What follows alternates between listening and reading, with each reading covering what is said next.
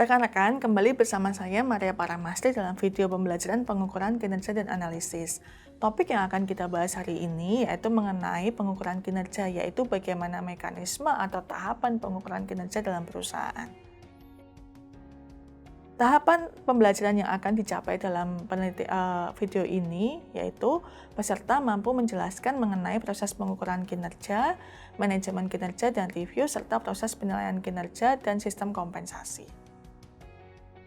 Pengukuran kinerja diawali dengan pengukuran target kinerja. Jadi sebelum melakukan pengukuran kinerja, perusahaan harus membuat target kinerja yang disusun dengan menggunakan konsep SMART, yaitu spesifik, measurable, achievable, relevant, dan time-based. Yang artinya spesifik itu targetnya harus ditetapkan secara spesifik. Jadi mengerti apa yang menjadi tujuan dan target yang ingin dicapai oleh anggota organisasi. Measurable yaitu targetnya harus terukur. Kemudian achievable yaitu target harus mampu atau dapat dicapai.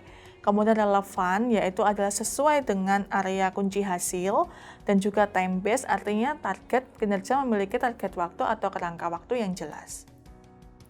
Tahapan pengukuran kinerja secara sederhana dapat dirumuskan dalam 3 langkah berikut. Yang pertama adalah proses menentukan tujuan atau ekspektasi.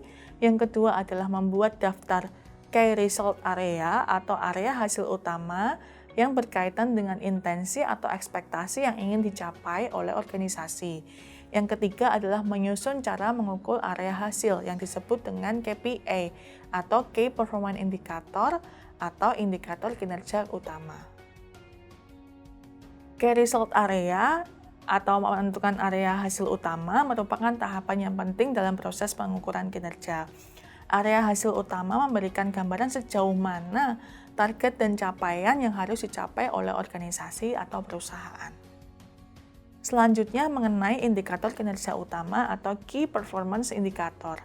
KPI merupakan unit atau jenis ukuran. Contohnya, misalnya kalau perusahaannya bergerak pada ekonomi atau bidang hasil utamanya untuk ekonomi adalah pertumbuhan ekonomi, maka KPI-nya itu diekspresikan dalam produk domestik bruto atau produk nasional bruto, tingkat inflasi atau tingkat penyerapan tenaga kerja.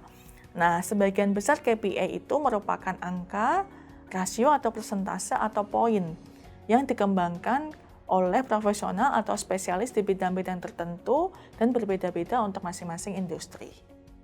Demikian rekan-rekan materi mengenai pengukuran kinerja. Tentunya materi ini dapat memberikan gambaran bagi rekan-rekan terkait dengan proses dan tahapan pengukuran kinerja. Sampai jumpa di video selanjutnya.